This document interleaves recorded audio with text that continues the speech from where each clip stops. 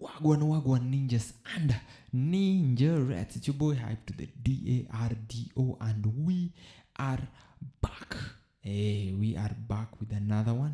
Tunaendelea shughuli ya NTV yenye alipost like some few hours ago, actually. Some few hours ago. It was hours ago. So tunaendelea for the last part. Tuendelee ndo tujue how this thing went down, because personally na feeling kama tu hii story tu ya ku wamerelease kitu sahi for there is an agenda towards releasing this, you know. Kuna watu wanatu like, kuna some people they are trying to reach, kuna watu wanajaribu ku gaslight, kuna venye wanajaribu ku change the narrative or something else, I don't know, because haiwezi kuwa that now is when it's being released wakati Ruto amebuy NTV and wakati it's almost close to 2027, you know, election, you know, and it's very very, I don't know, sijui anajaribu kusafisha pamba, sijui, I don't know, kuna kitu tu inaendelea hapa. It's not normal. Hizo elections hii kitu ili happen 2007, watu wali nini nayo. People don't want to know what happened because everybody knows nani alikura ilibiwa and hiyo story ilisha. So who is it helping now? Ikireleasiwa sahi, Raila amededi, Kibaki amededi. No one will ever be held accountable about all this. No one will ever be held accountable, you know. So it doesn't make sense. Like mine and so we went ahead. Meanwhile at KICC, everything continues by the script. Mr. Chairman, please take control. Push and pull here and there as masterminds kept their eyes on the clock, waiting for the hour to strike. But let me speak about... In March 2025, and in the presence of Raila Odinga, media mogul and political operative SK Macharia broke his silence after 18 years, dropping a bombshell. 18 years. Alafu, one day angalia, Baba na Sifuna, he always had him close. That's why this ninja is, me personally believe, what is happening to Sifuna, like, they should, wanafawachia tu Sifuna ODM. Kama watu wanasikia kwenda kujoin broad-based, wenda wajoin UDA, but wachie Sifuna ODM, Sifuna abange ODM. But Kenya, politics ya Kenya, they won't allow it. 2007, Kibaki won, and we had data, complete data, that it's Raila who had won the election. I know some people will run away here, but let them run away, because we agreed with the Getahi. I'm speaking to the soul of Getahi. Here is only the body. And we had agreed whoever dies first will reveal this information for the country. Yeah, that's crazy, man. Nakumbuka hili itai. It was very funny to hear that, but so at the same time it was not funny because a lot of lives were lost because of this moment, this time, this 2007 thing, and because of some few people who believed that they are better than others, like they deserve it more than others, you know. At the end of the day, it cost a lot of innocent lives, man.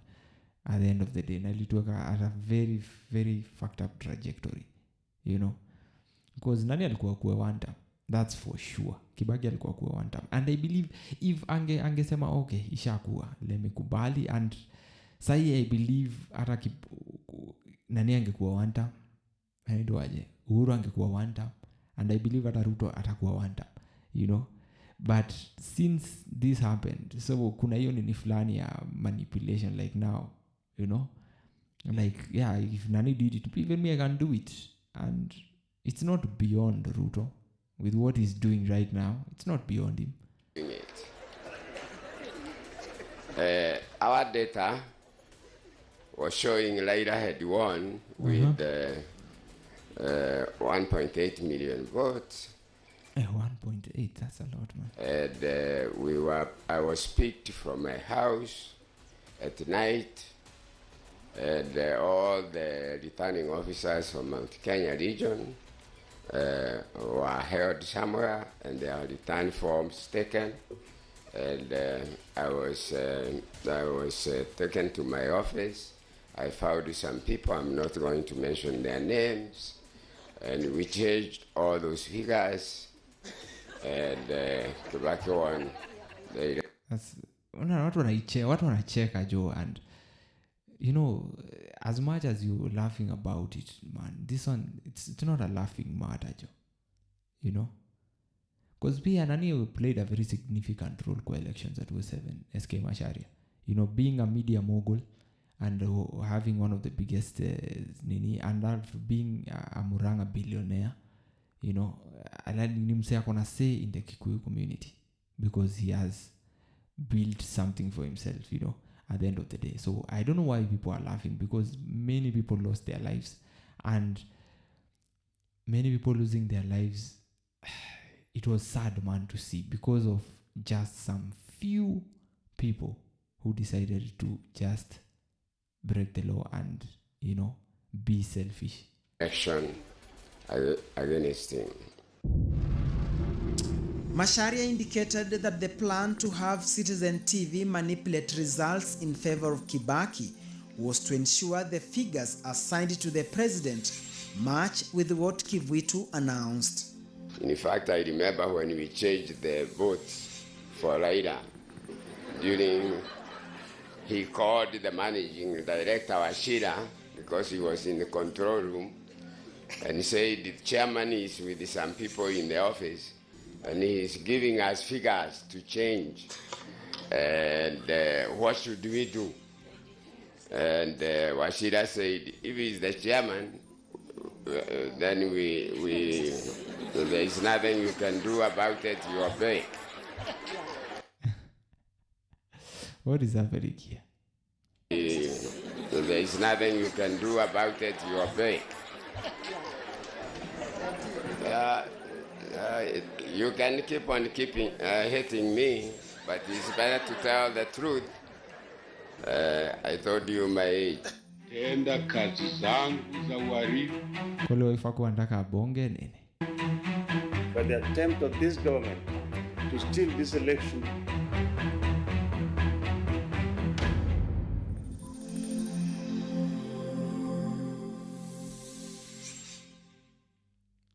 Crazy. Though former government spokesman claimed he was watching unfolding events from the confines of State House, Nyang'au ilikuwa KICC. NTV Investigates has established that he was actually shuttling between State House and KICC, Nyangundiris. as he was the one coordinating the process. when I saw So if this all happened, mbona watu wakutekiwa accountable? You know? But hata kama nauliza hiyo swali, who will do that, man? Who will do that? There is no one to do that, because they need, the next president will need them. The other next president will need this kind of people. Ndio aweze kupigia shughuli yake. the chaos that was going on at KCC, and Kivuitu was being stopped from reading the results. Wacha daraka niti kuje. Uish. Wacha inaanza kubadilika. Sasa hiyo ile margins ni kidogo. So daraka niti inakuja na margins inaanza kubadilisha weight haraka sana. Na inaendelea kuja every minute ni daraka inasoma. And there is nothing you could do about it. Kwa sababu Kivuitu ana announce hapa Martha Karua anasema yes. Nini saidi William Ruto hapo. No, it is not that. Bwana commissioner, it can't be that. I have the facts. Hako na mpaka polling station ya Tharaka yenye imeletwa. Hapana, our agent assigned this number and you've announced this number. That is, we can't agree on that. Hatukubaliani. Martha Karua naye saidi is the sharpshooter. Namwambia hapana nini.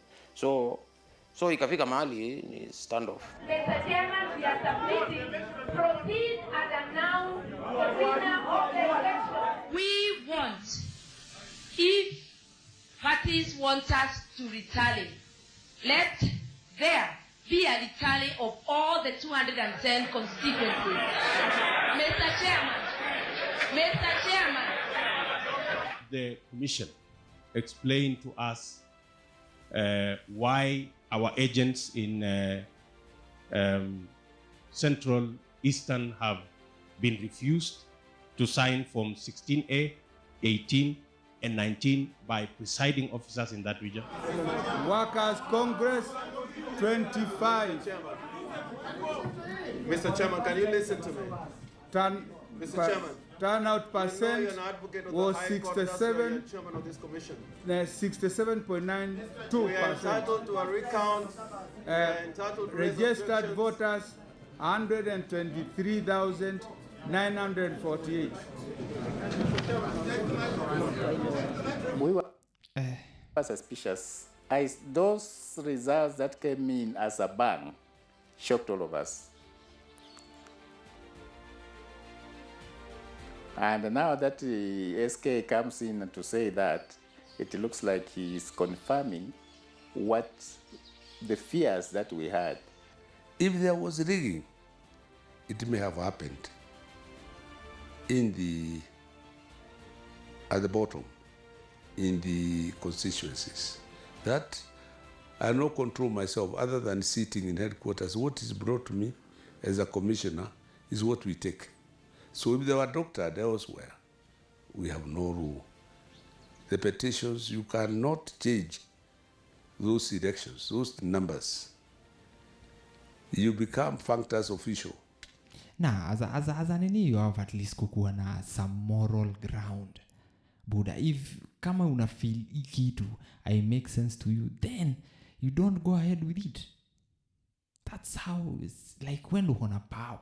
Like you, niko na power. How ndo alikuwa na power ya could decide if they are going to announce that.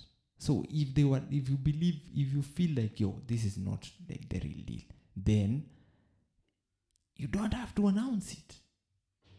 You know, but they didn't do that. They went ahead and announced it. So usituambie sijui ati you as a commissioner sijui, the only thing you can do is just wewe unaleta hata kama unaleta kazi yako ni kuverify. If you feel they are unverifiable, then una decide, okay, unaamua, okay, then we can't move on with this, you know.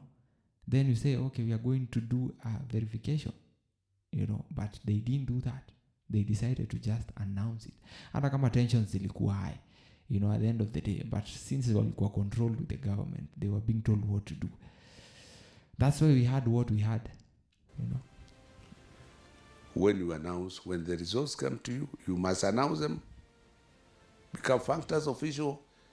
Any complainant has now to go to court. Really, there was something wrong. And had it not exploded the way it was, I believe that we could have corrected it.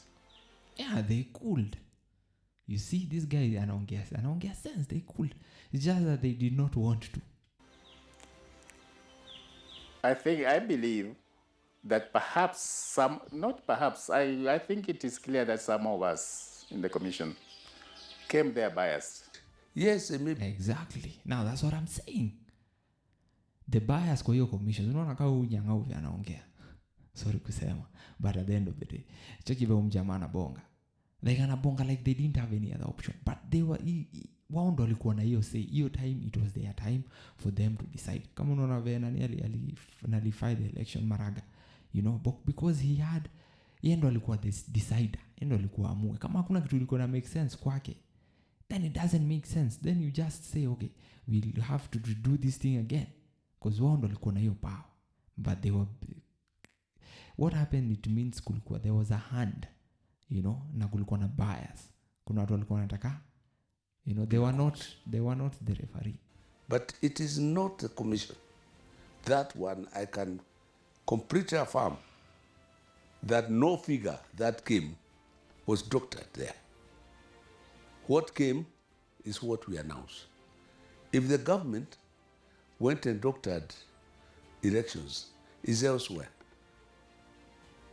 in the process, which were controlled by returning officers. 4 commissioners issued a statement expressing their reservations in the whole process. There were glaring and yawning gaps. We needed transparency, we needed openness, and we needed the public to know. Then came the hour for government machinery to act, a moment that pushed an already tense and anxious country over the edge it was teetering on, plunging it moments zenye wezitaka kuona yani. into never witnessed before politically instigated violence. All You know, that time I was lucky penye nilikuwa hakukuwa na that much chaos, cause kulikuwa na tensions were high, but hakukuwa na hiyo like, you know, some feared for their lives, they had to go and kulala kwa hosi, but easy ghetto zingine where they like Kibich, you know, Eastlands kulikuwa na mambo, you know, like it was tough for people from those sides, because kuna wenye walikuja Gedho kukuja kulala kwa police station ya Gedho, you know. Kwanza kuna watu walitoka Dandora wakuje kulala police station ya Gedho, because it was very chaotic for them your side. So some from area yetu they had to go, because kulikuwa tu na ile, the tensions were high, but the violence haikuwa, that I can say. I was lucky penye nilikuwa hakukuwa na hiyo violence. actors in different points But of kuna places it was the KICC, KBC and State House triangle were activated, swinging into action. Kivuitu was being stopped from reading the results. Yeah. I remember calling Philip Kisia and telling Philip Kisia, we have to cut this transmission, but you can't cut the media from going live because they are channeling a lot of things that are going to tear the country apart. I told him, because I know how cameras work, turn off the lights at KCC. Yeah. But he didn't do it. When he requested that I switch off the power at KICC, of course, it was a weighty decision to make. And taking into account the volatile political situation at that time, there is no way that I would just have taken action that would have created more problems to this country. So, but then after I explained to him that, we had clear reporting lines, that I didn't report to him, he then put a minister, a very powerful minister on the line, very powerful. And I think when I'm penning down my book, we'll have a chapter for that day, 30th of December, 07, okay? And that minister has since gone to meet his creator. I will not mention his name for now, because I'm only speaking because people like Alfred Mutua have spoken. I would have kept quiet. You're bound by a Secrecy Act, but then people spill the beans, including Alfred Mutua and the chairman of Citizen Group. And therefore, I'm bound, to give certain information. And of course, at this point, what I can only tell you that I discussed under very difficult circumstances with that particular minister who directed me, actually threatened me, to switch off the lights at the center. I explained to him that I was running an international conference center that cannot be plugged into darkness. But the threats continued. He actually read out a list of ministers who were seated with Kibaki at State House. And I, of course, after a lot of pressure and, seeing what was happening, I had to make a decision. The decision was purely based on the fact that Kenya was being projected in a very bad light, okay, to the entire world, that it was chaotic. So the decision to temporarily disable the... so they fucking did it, man.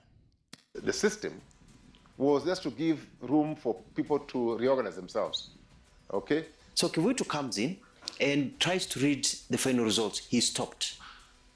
He's pushed kabisa. So I tried to call him. He's not answering. So I call Nimrod Mbai. Then he was inspector. It's Corporal Nimrod Mbai. He was my aide. Now he's the MP for Mutito. He was, my bodyguard. So I called him and told him, I want you to go and get Kivuitu because we have to get these things read. But what followed is what actually shocked me.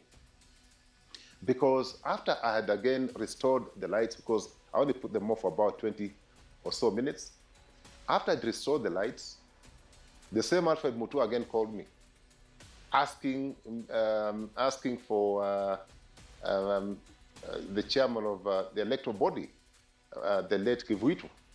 And I happened to be Kivuitu at that time. And Kivuitu refused to speak to Alfred Mutua. Actually, I remember him calling him, I will not speak to that small boy. I can't speak to that small boy. And he completely refused. And Mutua kept on insisting. And the same minister again came back on the line and, ordered me to order Kivuitu to read out the results. So I asked him, Waziri, I am a CEO of a state corporation. I'm dealing with the chairman of an independent electoral commission. What powers do I draw from to order him to release or to read the results? And how do you know that the results are even in favor of your team? They could be favoring the other team and say, no, you just go ahead and ask him to read the results. Of course, I persuaded the late Kivuitu to read the results. He was adamant he was not going to read the results because in his view, the results did not reflect the voting patterns. So he knew what he was doing, but still decided to go ahead with it.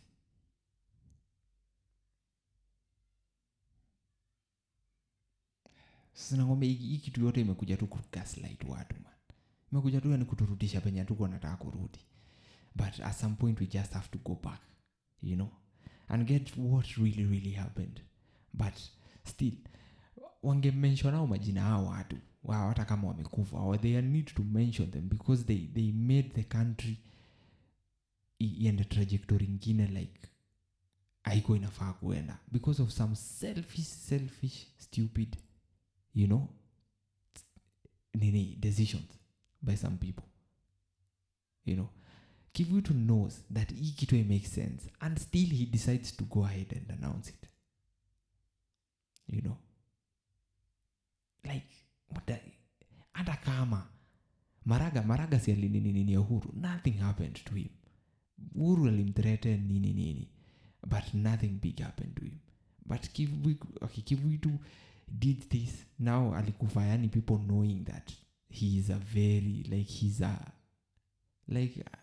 people watu wengine walikufa hata bila kumsamehe. Like people even he went to the grave very disturbed, a very disturbed guy.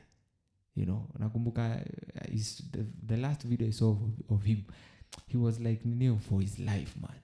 He was struggling for his life. He was slim, akona stress. He looks like he's sick, no. Mutua kept on insisting, and at some point, I was able to persuade the chairman, Kivuitu, to speak to Mutua. And they spoke with Mutua just before 6 p.m. They spoke in their vernacular. I don't know what he told the old man, but they spoke in Kikamba. Yeah? For about 10 or so minutes. And thereafter, the chairman then asked me for the desk. And I think the old man was so confused. I don't know what he was told. But he asked me, Bwana MD, where is that table of yours? Where's the table? I set a table for him to read to make the announcement from. When Kivuitu left, he was given the phone by Nibron Bai. And I told him, just go to that room because you have to read these results. And then I called my friend who was in charge of KBC at the time. He was the editor-in-chief, Wahenya. I told Wahenya, Buda, kama in European country and someone says this, Buda, umenyong, uko ndani. Asian countries, uko ndani jo. Buda, Asian countries, you die with the you die with the secret, Buda. Yani mtu amena national TV na akabonga hivi, aliona na akabonga hivi, na akasema hivi, and is roaming around, and watu wanafaa blame you for the death of hundreds of people. Because they decided to force something that was not there. As much as kuna hiyo nini KICC, au ndo alicreate hiyo chaos. Kwa sababu ukiangalia KICC, this other side they wanted verification. This side wana pressure wa read results zenye zimekame in wao hata wajui pia zimetoka. You know, hakungekuwa na chaos hiyo time. As long as they verified everything venye inafaa, hiyo chaos haingekuwa. But them they wanted the chaos. They wanted that chaos. You know, ndio waweze kufanya mambo yao. And they got the chaos and they did what they did. Yeah, I need a camera person to go into that room, and he'll be escorted. So we connected. So we took him, and he sat there. So when Mutua talked about talking to Kivuito and telling him to go to a certain room, I was aware of it. And I actually talked to Kivuito. And because our nerves were afraid, I remember uncharacteristically shouting at Kivuito, "You chairman, stop these shenanigans. Go to that room. Announce. Don't give any speech. Just announce." And he did that. And as he was reading the results, when he was finishing reading the results, the ODM faction and everybody, and they realized, the Pentagon, that the results were being read in that room, and Kivuito was there. So they came to break up the door. So I told my bodyguard to tell the KBC guy to remove the tape, aeke kwa socks, na aeke ingine hapo a film. So they broke the door, came in, took the camera, but we had the tape of Kivuito reading. By the time the other media houses realized that Kivuito was announcing the results, the tape was with me. And it came to me directly. I called a gentleman called Mwandime. That time was, he later became the deputy police commissioner. He was head of the GSU. And I told him I need a tape taken to Broadcasting House. Yeah. And he said, okay, we'll go down to the basement. So this KBC reporter was escorted down to the basement by my bodyguard, Nimron Bai. We got into... and he's proudly saying all this, and he's still... to a GSU vehicle. Hii kitu ililetwa hapo itu gaslight tu. Anaibonga tu yani casually tu, like, you know, kama yani ni kama walifanya kitu ya maana sana. Yani these shenanigans ili cost lives za watu. That tape was escorted to Broadcasting House with about 15 GSU vehicles. Waihenya took it and queued it. So everything was on me. Okay? So I remember that Sunday, Kivuito now was actually cracking a depression. And he announced, he said, I can announce these results from a ship, from the forest, from anywhere where KBC is. When Kivuito said that, calls started coming in from very senior people whose name I won't mention now. They asked me, okay, look, what capacity do you have? Can you announce these results from Abadea's forest? One guy asked me, a very senior guy. By that time, I knew the responsibility was on me. I had very trusted people, very, very trusted people. So there was one Land Rover which was well equipped with all outside broadcasting equipment. It was in the forest. We had deployed it. Shit. Yani watu walikuwa ready kuannounce kitu kwa msitu. And it was ready. And hakuna mtu ana face any consequences for this. Hakuna hata moja. At the coast, of course, we had a full-fledged bureau. And we had there should be consequences for such nini. Hata kama watu wana come outside. there should be consequences for that, because many lives were lost your time. You know, ndio kitu ingine iskai happen kama hii. Kama unajua mmeiba kura mskai enda ati mwanze kusema ati ati sijie whole Obivan there. No, hii ni sad because ili cost lives. Unajua kama ni scandal ya do ni kitu ingine. But hii ili cost lives, man. People were killed. People died. Just because of some selfish acts by some few people. And they are still walking back aside. That's crazy, man. So I knew anywhere we could announce the results. But I was very clear.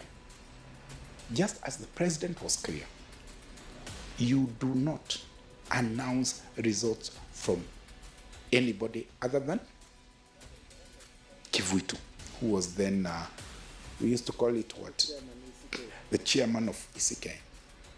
Kibaki was very, very clear. And that is the only one time he called me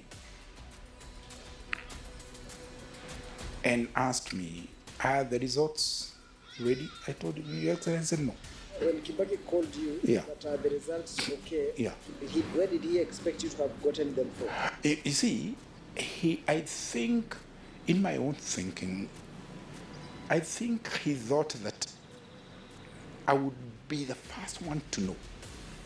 This thing you're talking about, a tape being, I don't know, I'm the one who made a decision for the sake of this nation, that we don't have, so that we don't have people jostling for space and fighting all over.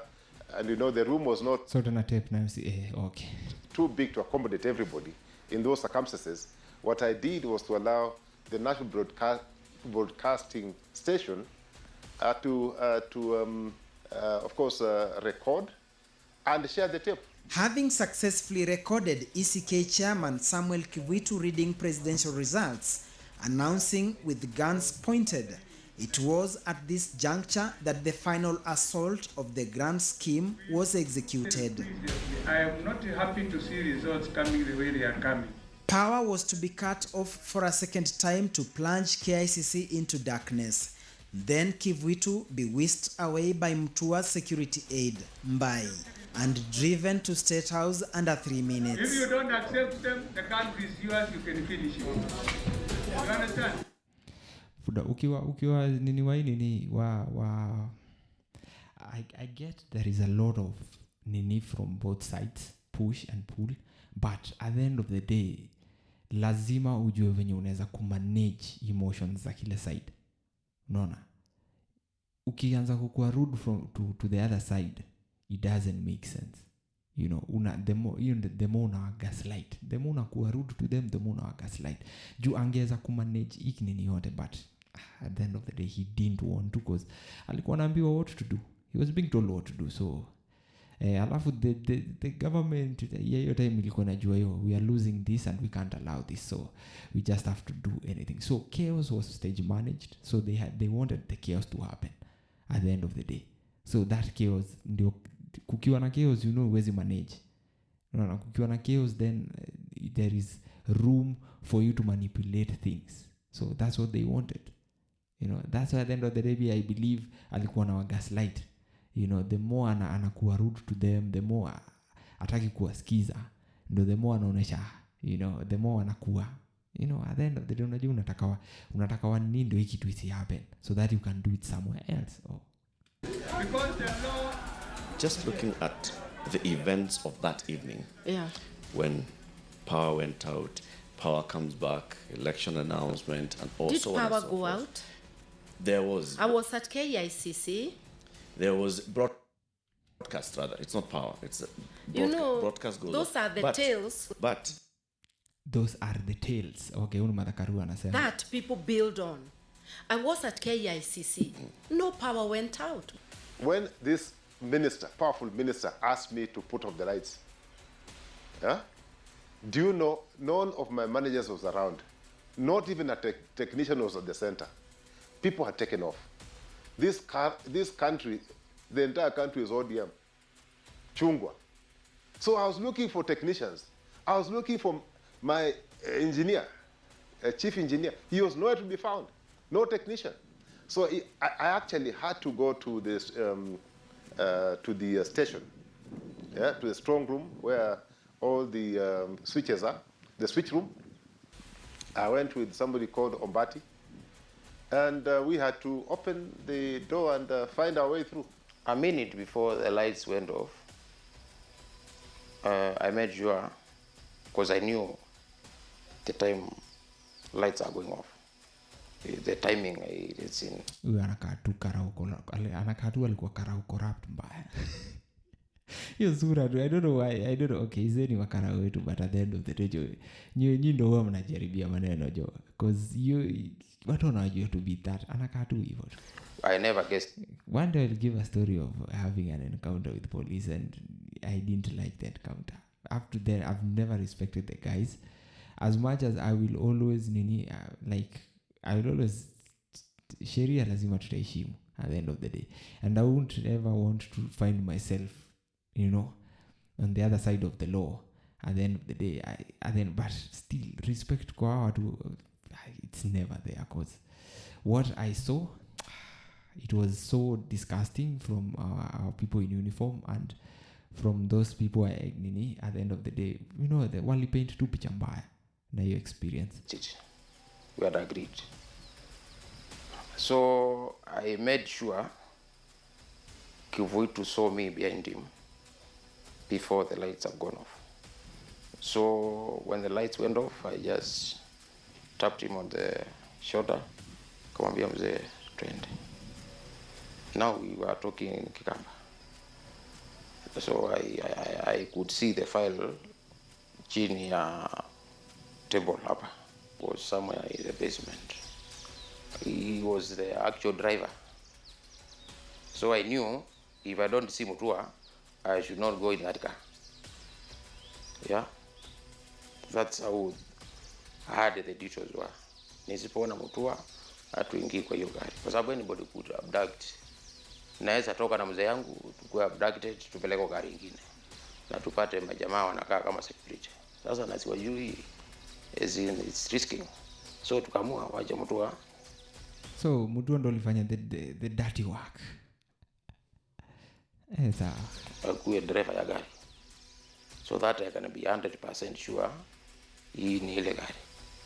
So tukachomoka, tukaingia gari. Kufika KCC outside the gate.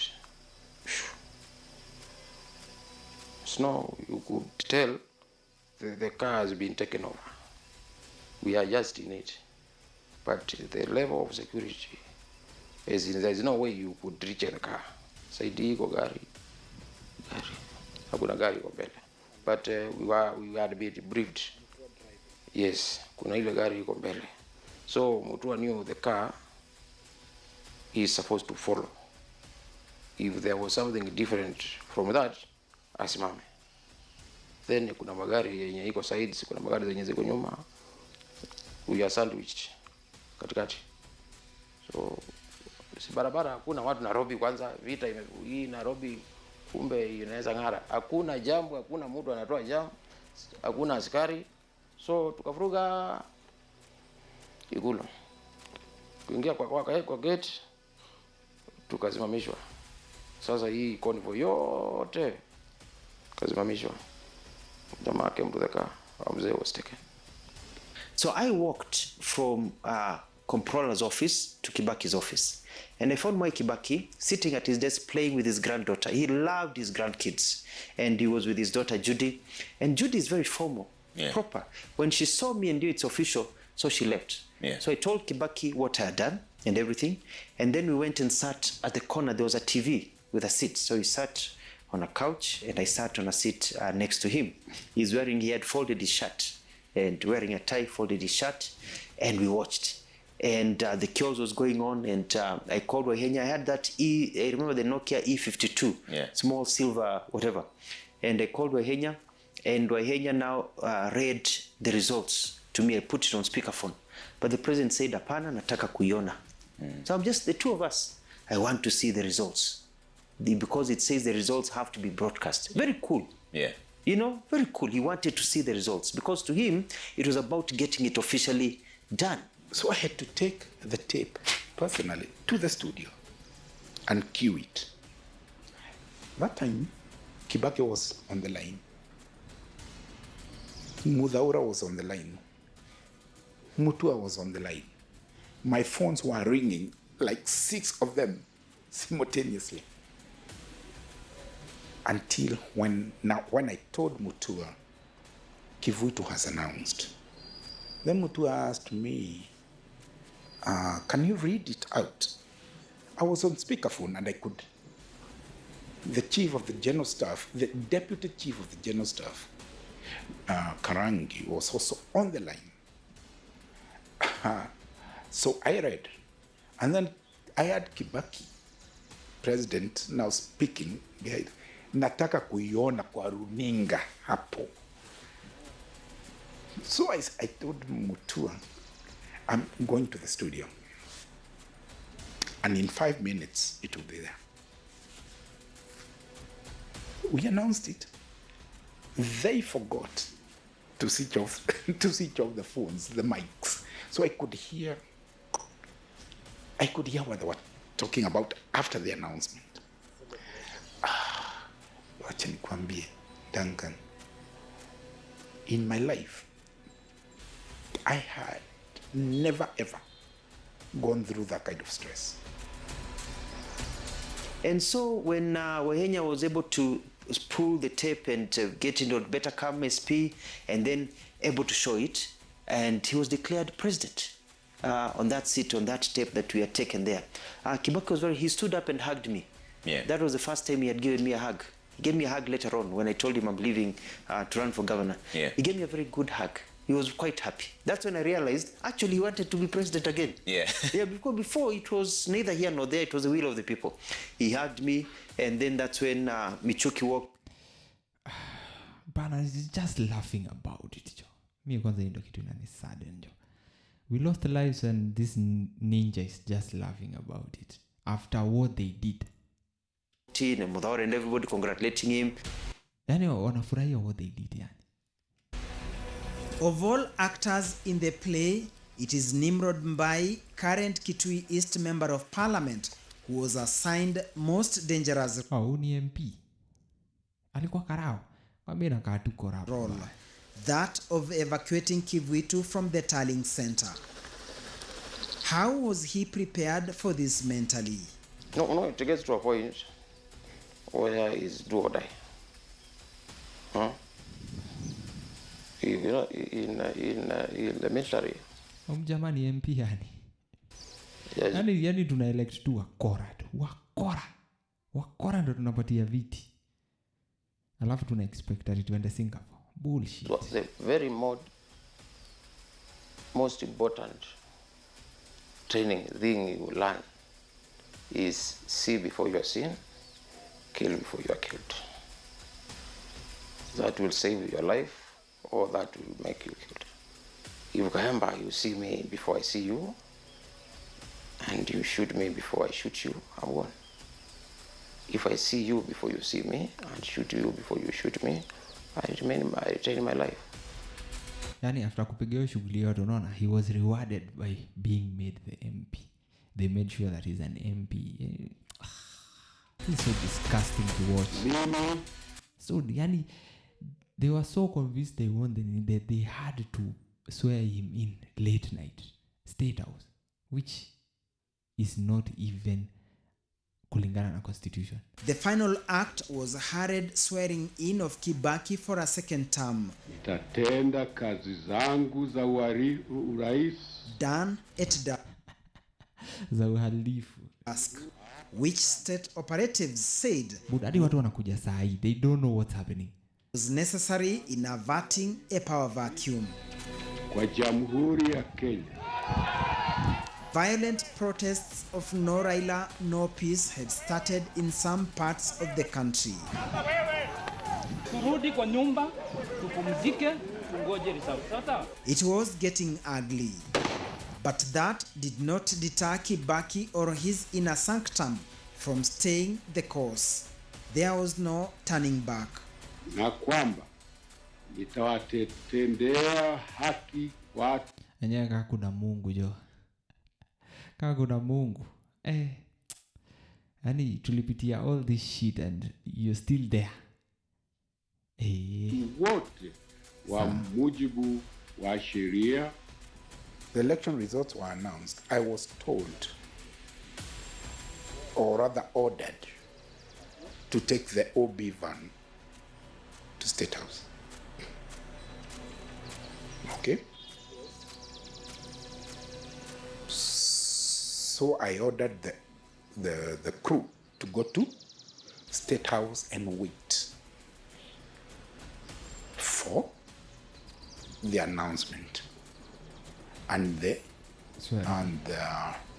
inauguration of the president.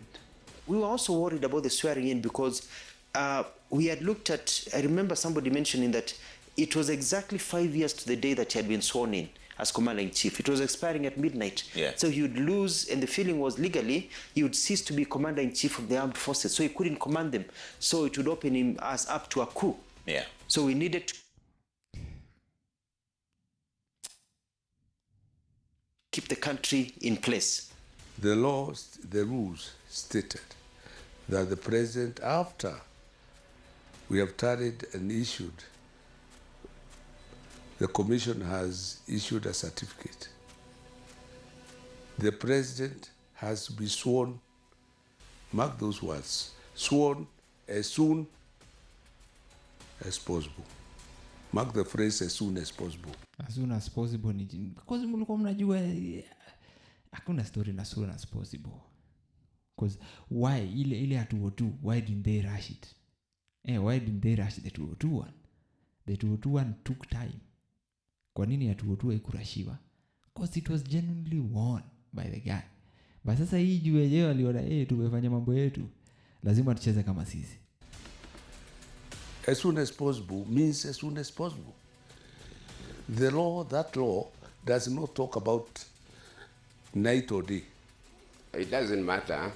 You know, I'm 82 years. If I get kidnapped or hijacked, 84. It doesn't matter. Kano has gone and he was younger than me. So we must tell this. You see, I think confession is good. And the fact that SK has confessed is something that we need to emulate. That when you know you participated in what... But sasa how many times will we be confessing? So we'll be doing wrong, people die, and then now after years we come again to confess. Buddha, we should be doing the right thing, man. We should be knowing the moral ground of things, you know. Nyinyi watu wazima, man. Nyinyi watu wazima. Like you have, yes, you are our dads, and you're doing shit like this, man. And bado mna expect, we respect you at the end of the day. You know, yani muli cost people lives just for being selfish and being, you know. And sasa mna expect, like now we tuone hii and then we just, you know. Say you know what dead your time now, so many years down the line. They kuna watu wenye walidedi kuna yani they never got to live a full life because of your nonsense doings, Ashika. And now you want us to appreciate that you're confessing and all that. Nah. The reason why unaangalia nchi kama China iko penye iko, or these first world countries iko penye ziko, it's because of integrity. They decided to choose the integral way. You know, waliamua kuchoose hiyo njia, and that's why they are there, because it doesn't have to cost the future. You know, it doesn't have to cost the future. We can do it now and make it better for the future. But as we are doing it so that we can do it after years, and then now we want us to come and applaud you because you're confessing. That's some bullshit, man. Whatever, you know, and that led to some outcome that was not desirable. I think it's only fair that you There's nothing fair about it. Ebondo wambi wale watu walidedi, if there is anything fair about it. Wale wenye wali lose their homes. Endo wambi if it is fair for them. There's nothing fair about it. You know? There's nothing fair about it. This is just sad, man. That's when I say, hii kitu yote, we didn't deserve this nini. as much as I feel we deserved to know at the end of the day, but we needed to know back then. No story, you know, people knew kitu iliibiwa nini, but sasa mkuja mmetupea hadi culprits, but nothing has been done to them. Wengine bado wako serikali, now they are even ministers. Wengine walienda kwa TV and now they are happy talking about it, ati venye walifanya hivi ndio unaniende. Who is it helping, man? No one is it's helping, you know. Like I don't know if this will make us do better in the next election, but since year 2007 we have never been better. It has always been the same issues, you know. No one wants to do the things right, you know. Like the government wants to push an agenda, everything because keep peace kutoka, it's an agenda too bad. It's nothing else. You know, you say as it is and then let people make their own judgment. So well, I think Kenyans need to learn from SK Macharia that when you take... Not Kenyans, you politicians, the elite need to learn from themselves. They need to live an integral life. They need to be more, they need to have a moral ground at the end of the day. Kenyans, the only thing they can offer is themselves. That's the only things they can offer. You know, hawana do kama nyinyi. Hawana hizo seats kama nyinyi. Like nyinyi mko in a position of making the right decisions. You guys are in a position of moving mountains, such as say in quotes. You know, mko hiyo position. Nyinyi ndio wenye mnaweza pigiwa na president. Nyinyi ndio mwenye mnaweza pigiwa na... Mimi siwezi kupigia nikuambie usiibe, utachukua kole. But because I'm a nobody.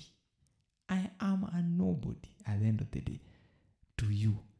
But at him expect your Buddha. As we are the ones who learn from you, because we see what you do. What you do ndio inakuja na trickle down huku chini, you know. Mkikuwa kora pia sisi tunakuwa kora at the end of the day. But if you live an integral life, pia sisi tunaona enyewe, unaona. If you show we can live a life of yani integrity, a moral life, then pia sisi, lakini sasa mnakuja kutolea hii peace bullshit, mnakuja kuletea kutuga slide tu bure, you know. It really happened. Many people lost their lives, people lost their homes because of bullshit ya watu kadhaa. Watu kama hao una smile hapa hata sielewi, you know, because you had the authority ya kuto go ahead with anything, you know, because unajua ni kitu mbaya but you still do it at the cost of Kenyans. Action or when you are involved in issues that later on ukijua vizuri hakuna consequences, impact negatively on the society, on the community, then you must take responsibility. Sasa unaona inyangao, ngoja inyangao, acha nimwite nyangao yo. Inyangao iliambiwa izime nini, ikasema itazima but eventually did it. What kind of bullshit is that? Nina kuja kutuambia vizuri, okay I did it. So what are the consequences? Hakuna consequences for it. Anajua hakuna consequences. Nothing will be done to him, you know. But zile familia zile lose watu, zika lose their property, zika lose land, zika lose, you know, they'll just have to live with that.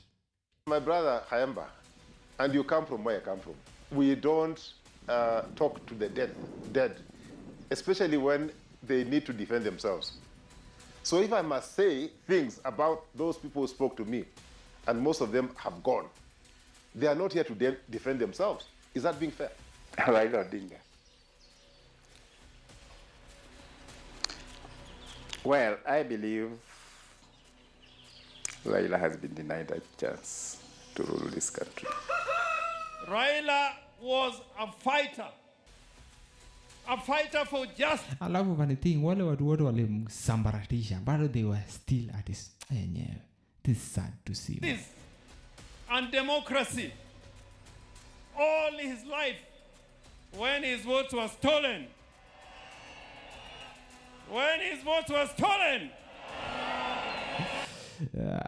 Mimi nakwambia hii peace imefanywa. There is an agenda behind this peace. There is an agenda behind this peace. Uchaguzi ambayo imekuwa naita free and fair tangu tulete hii mfumo wa siasa yenye vyama vingi ni 2002. Hiyo peke yake. Hizi zingine zote unajua. SK amwambia nyinyi. SK amwambia nyinyi. Kwa hivyo mimi usimwambie mimi nataka mimi nishinde. Mimi sashinda mara mingi.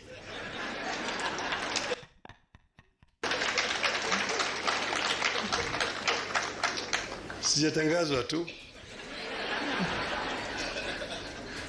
Mimi najua mwaka juzi tulikuwa nasema fungeni saba. Tulisema tufungeni saba. Maana tulikuwa najua ndani ya saba kuna ukweli.